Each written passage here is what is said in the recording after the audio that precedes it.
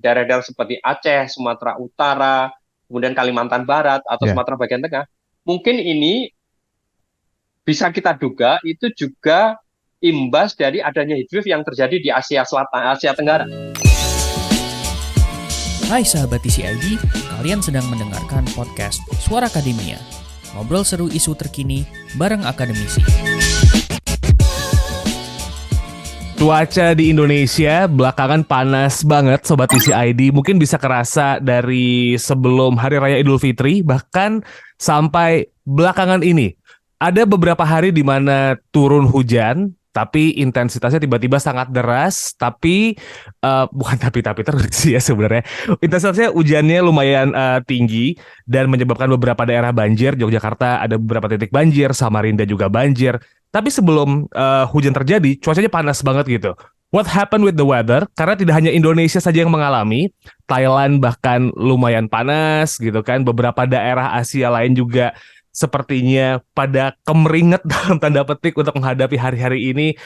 Dan kalau ngelihat berita-berita di Indonesia, Ciputat itu membara, ya, kerasa panas banget. So we'll talk about the weather.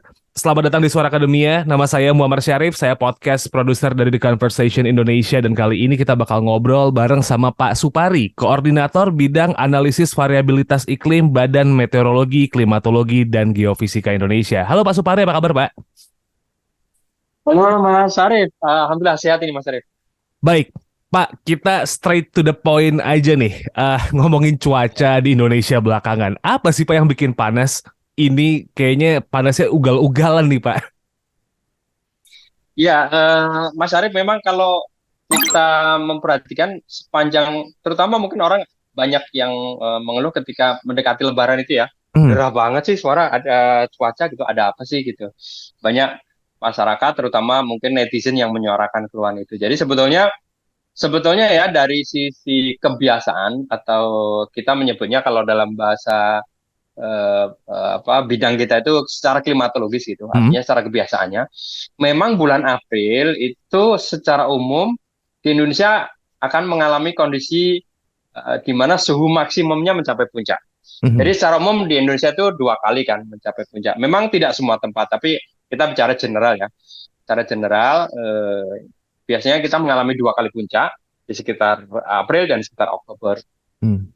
Mengapa kita memiliki 2 kali puncak itu? Sebetulnya ini sesuatu yang alamiah karena eh, matahari itu kan seolah-olah bergerak ke utara selatan ya, Ya. bergeser-bergeser gitu. Nah, sebetulnya pas garis khatulistiwa itu kan pada bulan Maret, pas Hmm. di atas garis khatulistiwa. Kemudian nanti setelah Maret dia akan bergeser ke utara, matahari seolah-olah bergeser ke utara gitu. Sampai bulan Juni itu mencapai titik paling utara di sekitar Ya. lintang 23. Lalu bergerak lagi ke selatan sampai Indonesia lagi nanti sekitar September. Tapi meskipun dia berada tempatnya itu Maret dan September, karena dia akhir Maret sebetulnya, Ya. sekitar tanggal 22-an gitu, maka kemudian efeknya itu akan terasa ada semacam lag time, ada semacam Hmm. jeda, panasnya itu akan terasa di April dan nanti di Oktober. Gitu. Jadi sebetulnya ini peristiwa alamiah. Hanya mungkin orang bertanya, kalau peristiwa alamiah kenapa ini terasa gerah banget gitu? Kan orang kita itu secara natural biasanya akan membandingkan dengan periode sebelumnya. Misalnya Hmm. sebelumnya Maret aman-aman saja. Iya, karena Maret kan tadi belum belum pas puncaknya ya. Ya. Tuh, jadi sehingga April terasa gerah sekali. Hanya saja memang tahun ini kami coba ngulik-ngulik data gitu Mas Syarif. Ya. Jadi eh, kami di bidang iklim itu kan bekerjanya skala waktunya misalnya satu dasarian. Satu dasarian itu 10 harian. Hmm. Jadi kita mencoba ngulik-ngulik data di sekitar April dasarian 2 atau April pertengahan. Jadi antara tanggal 11 sampai tanggal 20. Itu memang hasil pemetaan kita sebesar sekitar 40 sampai 60% stasiun BMKG Hmm. mencatat suhu di atas normal. Artinya kondisi gerah yang dikeluhkan oleh masyarakat itu terkonfirmasi dari data. Memang betul data kita menunjukkan 40 sampai 60% itu mencatat kategori atas normal Oke. dibandingkan dengan sejarah masa lalunya selama 30 tahun gitu. Jadi Hmm. kita kan punya catatan suhu masa lalu ya, Mas Arif Ya. ya. Jadi yang kita gunakan misalnya untuk analisis tadi itu data tahun 1991 sampai 2020. Jadi 3 tahun. Kita ambil data April saja gitu. Lalu kita bandingkan April 2023 ini, tengahan Aprilnya ya, tanggal 11 sampai 2020 sampai tanggal 20, kita bandingkan dengan April yang masa lalu itu selama 30 tahun. Ternyata sekitar 40 sampai 60% titik lokasi pengamatan BMKG itu menyatakan suhunya di atas normal. Dan ada sekitar 10 sampai 20% itu suhunya ekstrim. I see. Suhunya masuk kategori ekstrim. Artinya memang apa yang dikeluhkan oleh masyarakat, sebagian masyarakat itu terkonfirmasi dari data bahwa sepanjang pertengahan April itu data hasil pengamatan BMKG menunjukkan suhu maksimumnya, saya ulangi, suhu maksimumnya yaitu suhu yang terukur di siang hari ya, puncaknya gitu, itu ternyata memang tidak biasa-biasa saja. I see. 40-60% pengamatan itu berada pada kriteria atas normal, sedangkan 10-20% kriterianya ekstrim. Mengapa ada range 40-60%? Kan saya tadi menyatakan antara tanggal 11 sampai tanggal 20. Jadi ada tanggal yang hanya sekitar 40% yang atas normal, tapi paling banyak sekitar 60%. Itu Mas Heri. Jadi memang ternyata betul yang dikeluhkan masyarakat gerah itu memang suhu maksimumnya itu sedang tidak biasa-biasa saja. Iya, bahkan mungkin efeknya terasa sampai sekarang nih ya Pak Supari ya. Masih banyak yang mengeluhkan panas begitu. Tapi lumayan banyak orang juga yang menyebutkan gelombang panas. Banyak yang berbicara soal heat waves. Banyak yang berbicara soal heat island nih. Apalagi kalau melihat Ciputat kemarin nih Pak. Wah, ini bakal jadi heat island nih. Terus ngelihat video-video yang beredar di sosial media kayak di TikTok, di Instagram gitu, ada yang sampai ngelihat aspalnya leleh lah, ada yang bisa bikin telur, gitu ya. Bisa bikin telur gak perlu pakai kompor gitu nih Pak. Masak telur, ya. Ini gimana nih Pak? Apakah memang ini disebabkan oleh heat waves atau sebenarnya memang alamiah aja nih Pak, karena memang pergerakan matahari aja tadi itu pengaruhnya Pak? Ya. Ini pertanyaan yang menarik Mas Harif sebetulnya. Mungkin sebelum kita ke menjawab mengapanya tadi, kita mengulas secara kebetulan, bukan secara kebetulan sih, tapi pada saat yang bersamaan memang di wilayah-wilayah negara Asia Selatan dan sebagian Asia Tenggara itu kan sedang mengalami apa yang disebut dengan gelombang panas ya, heat wave. Jadi heat wave itu secara umum didefinisikan beberapa periode atau beberapa hari di mana suhunya sangat ekstrim gitu. Kalau ada definisi yang memberikan batasan, misalnya dia 5 derajat di atas normalnya gitu. Misalnya suhu maksimum biasanya berkisar sekitar, kalau di kita kan sekitar 35-36 itu suhu maksimum kita. Lalu ada yang beri batasan heat wave jika lebih dari 5 derajat. Artinya kalau kita menggunakan definisi itu, maka heat wave di Indonesia itu jika terjadi beberapa hari dengan periode suhu maksimum mencapai lebih dari 40 derajat. Gitu. Nah, yang terjadi di wilayah Asia Selatan, kemudian juga sebagian Asia Tenggara itu sebetulnya memang mereka kondisinya hampir sama dengan kita, bahwa di April Mei itu mereka puncak. Kalau kita tadi sekitar April, dia April Mei gitu. Jadi gelombang heat wave itu di India itu sesuatu yang hampir tiap tahun terjadi. Di bulan-bulan April Mei gitu. Mengapa demikian? Kalau sebetulnya secara mekanisme, kalau kita merujuk ke konteks ilmiah gitu ya, Mas Arif ya, yang disebut heat wave itu kalau jadi ada suatu daerah yang dia memang menjadi pusat tekanan tinggi. Tekanan tinggi itu dia berasosiasi dengan udara yang dia menyebarkan massa udara gitu. Nah, ketika di situ ada tekanan udara tinggi, kemudian panasnya terperangkap di situ. Lalu ketika merambat secara horizontal, dia akan menyebabkan daerah-daerah yang dilaluinya panas. Nah, kasus di India biasanya dipicu oleh panas yang terjadi di Gurun Sahara. Jadi sebetulnya panasnya tidak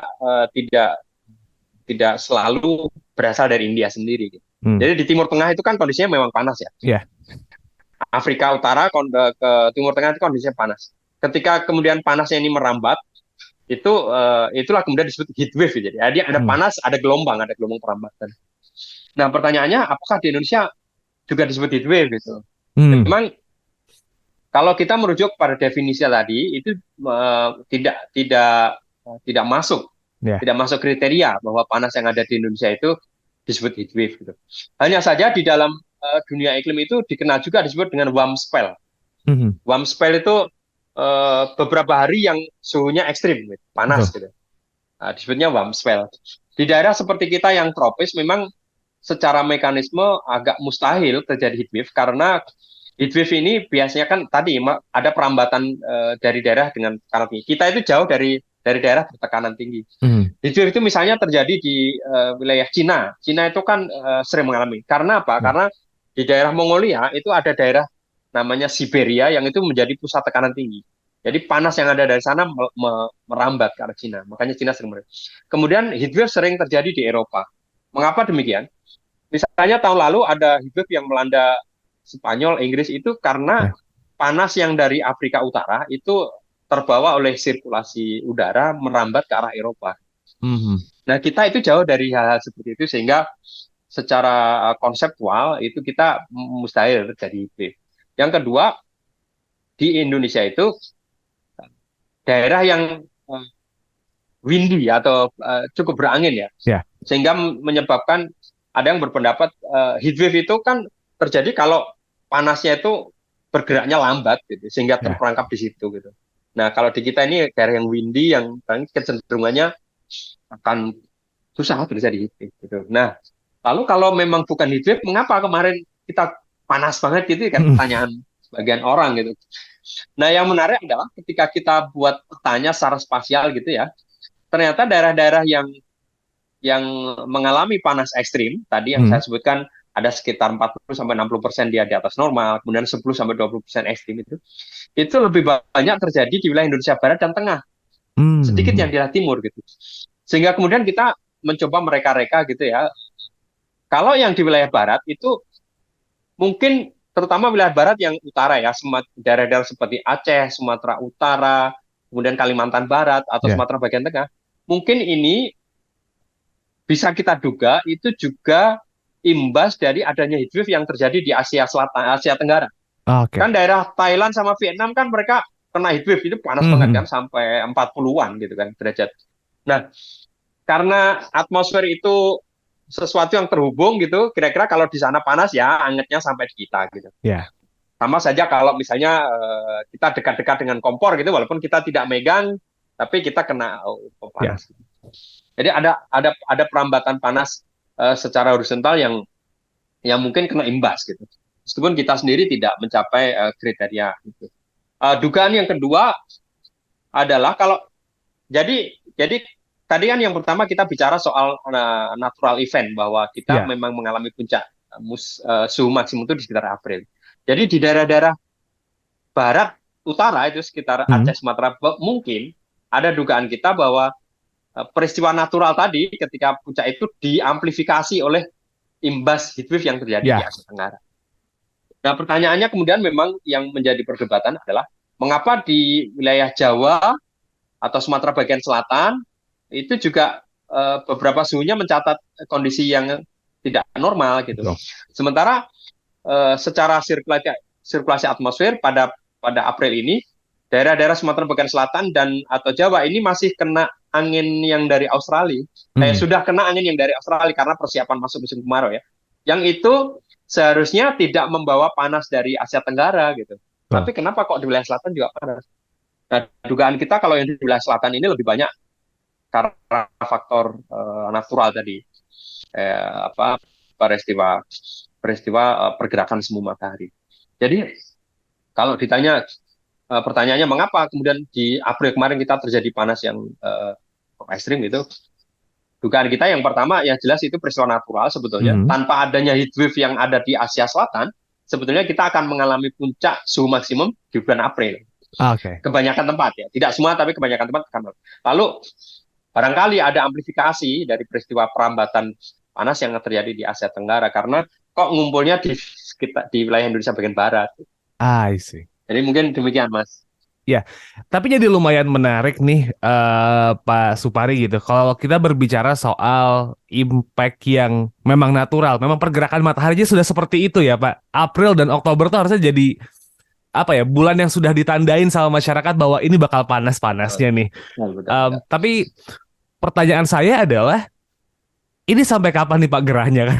Kalau tadi baru bilang cuma April Ya, sama Oktober, masih banyak nih orang yang istilahnya ngeluh masih di Twitter, ngalamin ini panasnya nggak hilang-hilang nih kayaknya. ya, Kalau prediksi dari BMKG gimana nih Pak? ya. Eh, Secara natural seharusnya Mei itu dia di banyakkan tempat akan mulai turun Hmm. karena kalau kita plot grafiknya itu dia mencapai puncak di April terus nanti Mei itu mulai turun gitu. Karena Mei itu kan dia semakin menjauh ya mataharinya semakin menjauh dari Indonesia gitu. Hmm. Sehingga kita bisa berharap-harap tengah Mei ke akhir itu mulai menurun. Karena mengapa pertengahan? Karena gini, tadi saya bilang kan meskipun kejadiannya itu Maret akhir kan Hmm. tanggal 20-an gitu. Jadi sehingga dampaknya tuh ke April dan mungkin awal Mei itu masih sehingga kita bisa berharap pertengahan Mei lah gitu kita suhu mulai tidak segera sekarang gitu. Hmm. Hanya saja memang mungkin ada beberapa kota yang punya punya karakter ternyata suhunya itu dari setelah April dia sampai Oktober itu cenderung flat. Jadi kalau kan tadi saya mengatakan kebanyakan wilayah Indonesia itu mengalami puncak di April gitu. Hmm. Sebetulnya dengan kata-kata itu kita ingin memberikan gambaran bahwa nanti April terus kemudian Mei itu mulai menurun gitu grafiknya. Hmm. Terus nanti naik lagi. Tapi ternyata ada beberapa daerah yang dia April mencapai puncak lalu setelah itu Mei-nya itu nggak turun gitu. Dia Hmm. kayak flat gitu datar sampai Oktober baru nanti turun lagi. Nah, daerah-daerah seperti ini memang kemungkinan akan panasnya berkepanjangan. Mengapa demikian? Karena eh, di sebagian wilayah, terutama di selatan ya, Jawa gitu, selatan Indonesia maksud saya, Hmm. wilayah Jawa itu nanti kan sekitar Mei Juni itu mulai masuk kemarau. Hmm.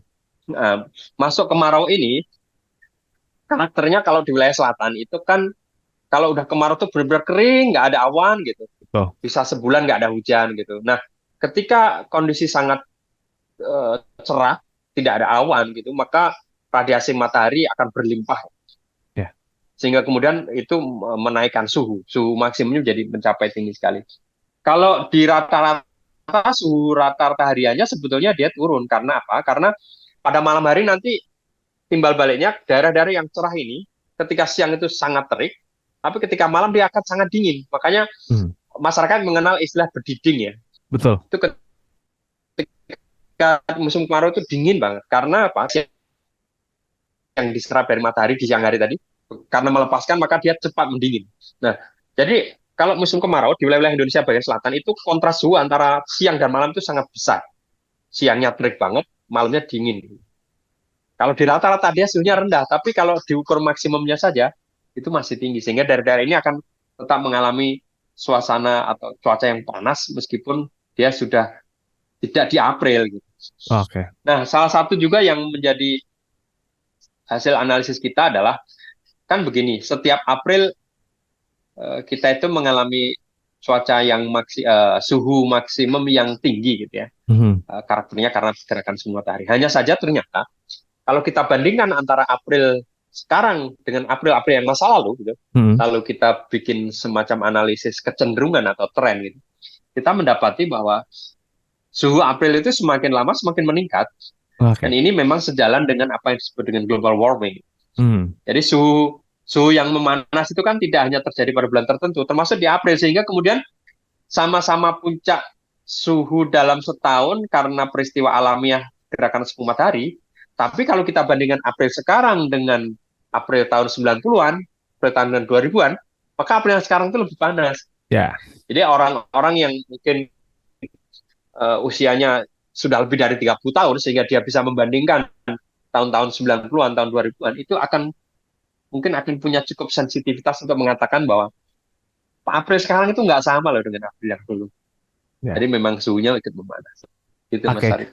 Baik Pak Supari, tadi Pak sempat dimention nih Pak ada beberapa daerah yang di selatan Indonesia, di Pulau Jawa mungkin akan flat gitu Pak. Mungkin bisa dikasih contoh nih Pak. Daerah mana sih yang mungkin ada kecenderungan bisa flat gitu? Apakah kota-kota besar yang sudah padat kayak Jakarta atau mungkin kayak Bandung atau ada daerah mana gitu Pak? Kalau dari data kita justru Jakarta termasuk yang yang turun nanti Mei itu Mhm. turun gitu. Nah, yang kelihatan banget puncaknya antara April dan Oktober. Tapi Jogja ya yang saya kalau tidak salah ingat, Jogja itu yang hasil analisis menunjukkan kecenderungannya setelah April itu turunnya nggak banyak gitu. Mhm. Jadi dia dia cenderung flat sampai nanti dia. Kita sih menduganya masih ada kaitannya tadi dengan kondisi yang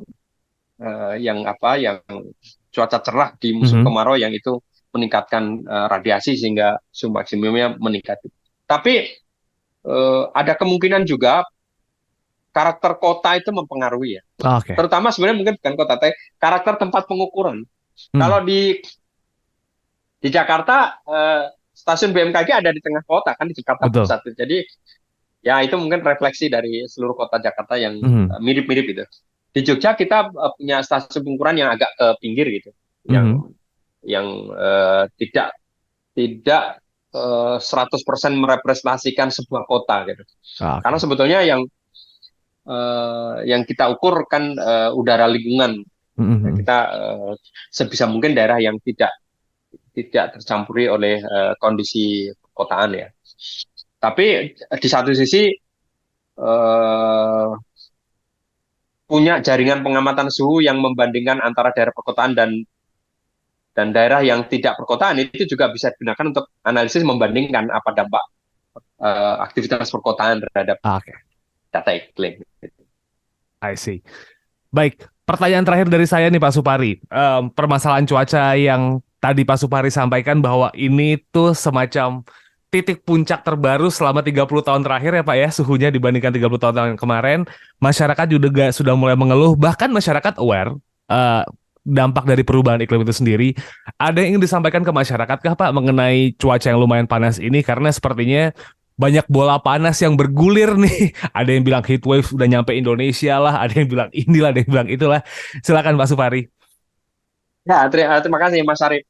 Jadi pesan dari kejadian ini sebenarnya kita bisa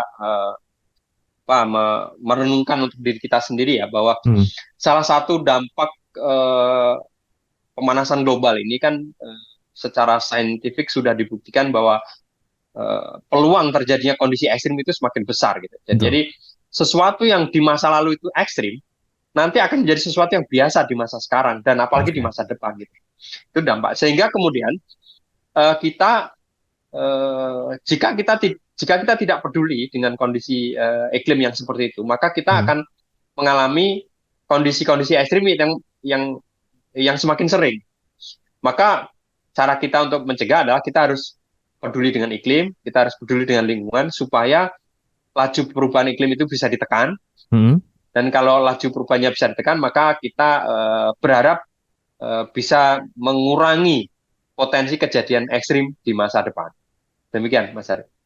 Baik kalau begitu Pak Supari terima kasih untuk waktunya. Kita sudah ngobrol bareng sama beliau, Koordinator Bidang Analisis Variabilitas Iklim dari BMKG, Sobat Isi ID. Dan buat pengen tahu banyak informasi dari BMKG, bisa follow sosmednya BMKG ya Pak mengenai cuaca dan juga banyak hal lain ya Pak, gempa dan juga Ya, hal-hal yang lain informasi lagi. up to date yang mungkin penting buat masyarakat sehingga cukup penting kalau mau follow akun medsosnya BMKG. Iya, betul. Baik, terima kasih Pak Supari dan juga buat Sobat Isi ID jangan lupa untuk nge-follow sosial media kami di @conversationidn, itu ada di Twitter, ada di TikTok dan juga ada di Instagram, dan cek website kami di conversation.com/id untuk membaca berita-berita yang terbaru. Saya Muhammad Syarif, podcast produser dari TC ID. Kita ketemu lagi di episode berikutnya. Wassalamualaikum.